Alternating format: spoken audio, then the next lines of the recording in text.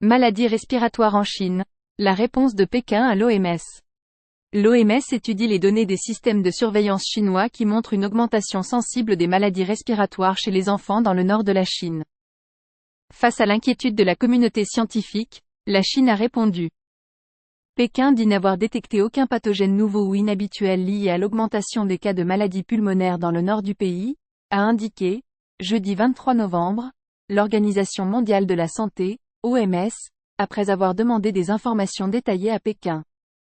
Les autorités chinoises ont indiqué qu'aucun pathogène nouveau ou inhabituel n'avait été détecté, pas plus que des signes cliniques inhabituels, y compris à Pékin et Liaoning, mais seulement la hausse générale du nombre de cas de maladies respiratoires dues à des pathogènes connus, a déclaré l'OMS dans un communiqué. Depuis la mi-octobre, l'OMS étudie les données des systèmes de surveillance chinois qui montrent une augmentation sensible des maladies respiratoires chez les enfants dans le nord de la Chine. L'agence a indiqué avoir adressé une demande officielle à Pékin pour obtenir davantage de données, mais le gouvernement chinois n'a fait aucun commentaire officiel jeudi.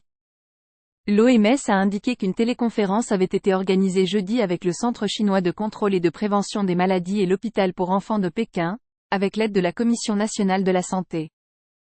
L'organisation basée à Genève recommande à la population chinoise de respecter des mesures visant à réduire le risque de maladies respiratoires.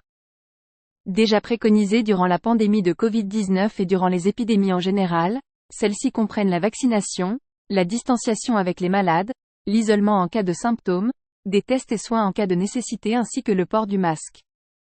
Le 13 novembre devant la presse, les autorités chinoises ont attribué cette augmentation des maladies respiratoires à l'abandon cette année des restrictions sanitaires anti-Covid et à la circulation d'agents pathogènes connus.